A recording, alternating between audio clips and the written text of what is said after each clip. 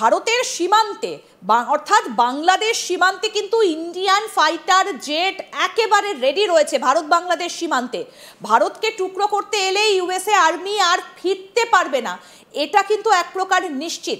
আমি একটু ছবিগুলো দেখাতে বলবো যে হারকিউলিস, সেই হারকিউলিস বিমান নেমেছে বাংলাদেশে এবং উদ্দেশ্যটা কি। আমি সেই যে বিমান নেমেছে চট্টগ্রামে সেই ছবিগুলো একটু দেখাতে বলি। হারকিউলিস বিমান সেগুলো নেমেছে এবং আরো যেটা গুরুত্বপূর্ণ বিষয়, টার্গেট কিন্তু ভারত। আমি ছবিগুলো একটু দেখাতে বলবো। ইজিপ্টেরও একটা যুদ্ধ বিমান এসেছে যেটা আমেরিকান মেড। কেমন? হ্যাঁ দাদা, যদি একটু বলেন যে হারকিউলিস নেমেছে, আর কি কি যুদ্ধ বিমান নেমেছে, কখন নেমেছে এবং তারপর মুভমেন্ট কি ছিল, মানে এখান থেকে যারা নেমেছেন তাদের মুভমেন্টটা কি ছিল। আমি আপনাকে মুভমেন্টের কথাটাতে আসছি। আমি আপনাকে আসলে প্রথমে এইটার আশেপাশের যে সার্কামস্টেন্স সেটা আপনাকে একটু বর্ণনা করি, দর্শকরাও তাহলে বুঝতে পারবে। দেখুন, আপনার এই প্রোগ্রামটা যেমন ভারতীয় নাগরিকরাও দেখবেন, একই সাথে বাংলাদেশের নাগরিকরাও দেখবেন। অবশ্যই অবশ্যই। আমার একটি রাজনৈতিক পরিচয় আছে, আমি বাংলাদেশ আওয়ামী লীগের সমর্থক। আমি বিশেষ করে বাংলাদেশের নাগরিকদের কাছে আমার একটা করজোড়ে প্রার্থনা থাকবে যে আজকের প্রোগ্রামটা অন্তত আমি আওয়ামী লীগের সমর্থক কিনা বা আমি কার সমর্থক এইভাবে না দেখে শুধুমাত্র একজন বাংলাদেশী হিসেবেই যদি তিনি কনসার্ন হন, তাহলে মনে হয় তার নিজের প্রতিও সুবিবেচনা করা হবে। দেখুন, এই 7 সমুদ্র 13 নদী আমরা বলি, আমেরিকা থেকে আমেরিকান সৈন্য বাংলাদেশে ড্রিল করতে আসবে। আমেরিকার কি আসলে এতই ঠেকা পড়েছে যে আমাদের কাছ থেকে স্কিল শিখতে আসবে বাংলাদেশের কাছে? বাংলাদেশের আর্মির কাছে স্কিল শিখার কি আছে? বাংলাদেশের কি শিখতে আপনার গন্ডায় গন্ডায় সৈন্যরা, আর্মি অফিসাররা এখানে আসবে? দেখুন, আমরা সেন্ট মার্টিনের কথাটা, আমরা মিজোরামে ক্রিশ্চিয়ান অঞ্চল, একটা ইস্ট তিমুর, এগুলো আমরা মাননীয় প্রধানমন্ত্রীর কাছে শুনেছি, জেনেছি। এখন যখন আমেরিকান আর্মি সিলেটে চলে আসছে, যখন আমরা দেখতে পাচ্ছি পাকিস্তানি আইএসআই এজেন্টরা এখানে রাস্তা ক্লিয়ার করছে, যেটা আমেরিকার সৈন্যদের একটা প্রক্সি হিসেবে বা অগ্রবর্তী দল হিসেবে তারা কাজ করছে, সেখানে আমেরিকান সৈন্যরা আপনার চিটাগংয়ে গিয়ে, মানে এই মহেশখালী অঞ্চলে গিয়ে আগুন নির্বাপনের ট্রেনিং করছে। কেন করছে?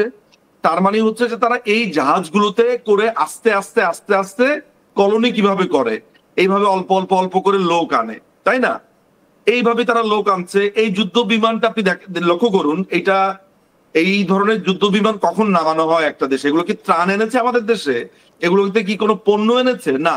এগুলোর মধ্যে এর আগেও আমরা দেখেছি, আমরা এই প্রোগ্রামই করেছি যে ইউনাইটেড নেশনস এর বিশাল বড় প্লেন এসে হাজির হয়েছে, প্রায় 8টা 9টা বড় ক্যারাভানে করে কি কি যেন যাচ্ছে। আমরা মায়ানমারে করিডোরের কথা জেনেছি।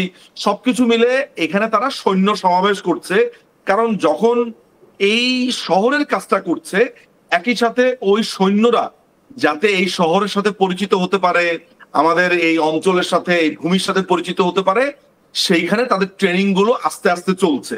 এবং আমরা এই ছবিগুলো পেয়ে যাব খুব শীঘ্রই, যে কোন অঞ্চলে পার্টিকুলারলি তারা ট্রেনিং করছে, তাদের বেসটা কোথায় হচ্ছে। অর্থাৎ আমেরিকার যে মিয়ানমার যে অ্যাক্ট আছে 2022, যেখানে তারা মিয়ানমার বা বার্মা অ্যাক্ট যেটাকে বলে, এই বার্মা অ্যাক্টের ভিতরে পরিষ্কার ভাবে আছে তারা এই অঞ্চলে কি করতে চায়, কি আধিপত্য করতে চায়।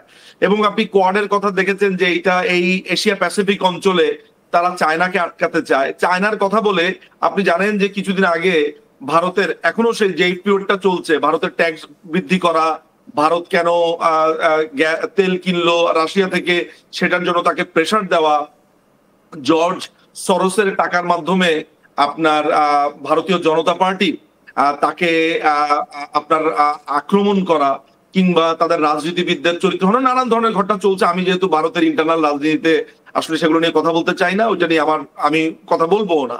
কিন্তু আমার যে জায়গাতে কনসার্ন সেটা হচ্ছে যে এখানে কয়েকটা ফ্রন্টে আমেরিকা খেলছে।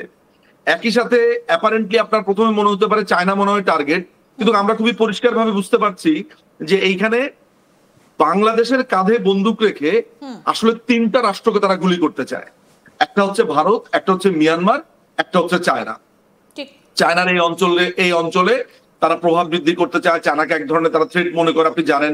এবং এই অঞ্চলে যদি তারা একটা বেস করে, আপনার এই বেসিন দিয়ে থাইল্যান্ডও কাছে, কম্বোডিয়াও কাছে, অর্থাৎ তাদের একটা বড় ধরনের বেস তৈরি হওয়া মানে হচ্ছে এখানে 7টা 8টা দেশ বড় ধরনের অবস্থার মধ্যে বা জটিলতার ভেতরে পড়ে যায়। তাদের এখানে সবচাইতে বড় মানে আমরা বলবো ইভিল ফ্রেন্ড কে? পাকিস্তান। ফলে আপনি পাকিস্তানের যে লম্ফজম্ফ সেটাও দেখবেন বৃদ্ধি পেয়ে যাবে। একদম, কারণ তো আসিফ মুনির তো বারবার করে যাচ্ছেন ডোনাল্ড ট্রাম্পের সাথে, কখনো তিনি মিটিং এ বসছেন, কখনো লাঞ্চে যাচ্ছেন, সুতরাং তার লম্ফঝম্প বেড়ে যাওয়াটা তো খুব একটা অস্বাভাবিক কিছু নয়। একদম একদম। আমরা যেমন 1971 সালে রাজাঘাটদেরকে দেখেছি, পাকিস্তানি আর্মিকে দেখে কিভাবে তারা মানুষকে মেরেছে, ঠিক তাদের প্রভু অর্থাৎ আমেরিকাকে দেখে এখন পাকিস্তান রাজাঘাটের ভূমিকাতে অবতীর্ণ হয়েছে। সুতরাং আপনি যেই কারণটা আমাকে জিজ্ঞেস করছেন, কারণটা সিম্পল। সেটা হচ্ছে যে এইখানে তারা, আমরা যে বেইজের কথা বলছি, এই বেইজ তারা করে ফেলছে। এই ডিলটা, যেমন আমি সেদিন আপনাদের প্রোগ্রামে বলেছি নন ডিসক্লোজার এগ্রিমেন্ট নিয়ে আমরা কথা বলেছি, যেটা আমরা সামনে তুলে ধরেছিলাম। এই যে এই ডিলটা নিয়ে সেদিন আমরা আলোচনা করেছি, আপনার মনে আছে নিশ্চয়ই। এই জায়গাতে কিন্তু একটা ইন্টারেস্টিং ব্যাপার ছিল, আপনাকে আমি আরেকবার একটু মনে করিয়ে দিচ্ছি, যে বাংলাদেশ কোন রাষ্ট্রে এক্সপোর্ট করে, ইম্পোর্ট করে, এবং আমরা যে কমিউনিকেশন ডিভাইস ব্যবহার করি, এবং এখানে সমুদ্র কেন্দ্রিক যে পণ্যগুলো আছে, এইটাকেও আমেরিকা নিয়ন্ত্রণ করতে পারবে বলে এখানে পরিষ্কার ভাবে লেখা আছে। অর্থাৎ বাংলাদেশকে কমপ্লিটলি ধরেন কিনে ফেলছে। এবং আমি জানি না যে তাদের জন্য তো সবচেয়ে বড় মাথা ব্যথার কারণ ছিল শেখ হাসিনা, বঙ্গবন্ধু কন্যা।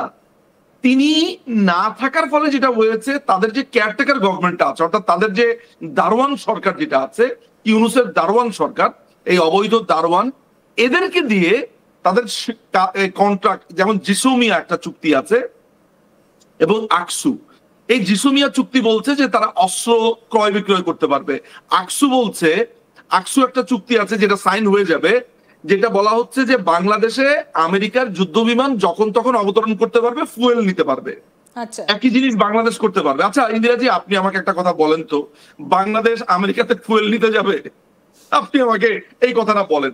অনেকটা ব্যাপারটা এমন হয়েছে যে খারাপ লাগলেও, দাদা আপনার দেশ শুনতে খুব খারাপ লাগলেও বাংলাদেশ কি খাবে এখন সেটা ঠিক নেই, তারা আমেরিকায় জ্বালানি ভরতে কিভাবে যাবে।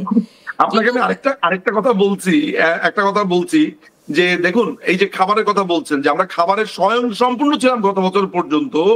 এই এক বছর আমাদের যে অবস্থা হয়েছে, জানি না এটা দুর্ভিক্ষ নামবে। আমি আপনাকে একটা উদাহরণ দেই, সেটা হচ্ছে ওই যে আমরা শিয়াল এবং বকের একটা গল্প পড়েছিলাম, যে শিয়াল বককে দাওয়াত দিয়েছে তার বাড়িতে, দাওয়াত দিয়ে প্লেটের মধ্যে খাওয়া দিয়েছে। এখন বক তো আর প্লেট থেকে খাওয়া নিতে পারবে না, তাকে এমন একটা জায়গাতে দিতে হবে। এখানে একটা প্রশ্ন, যে কিছুদিন পরে আমেরিকা যেখানে আসে সেখানকার মানুষকে তো পরাধীন করে দেয়। আমরা বিভিন্ন দেশে দেখেছি, অতি সম্প্রতি আফগানিস্তানের অবস্থাও দেখেছি। বাংলাদেশের যারা মানুষজন তারা দেশে থাকতে পারবেন তো? তাদেরকে আবার বাংলাদেশে থাকতে গেলে ভিসা পাসপোর্ট করে থাকতে হবে না তো? এইটা তো অলরেডি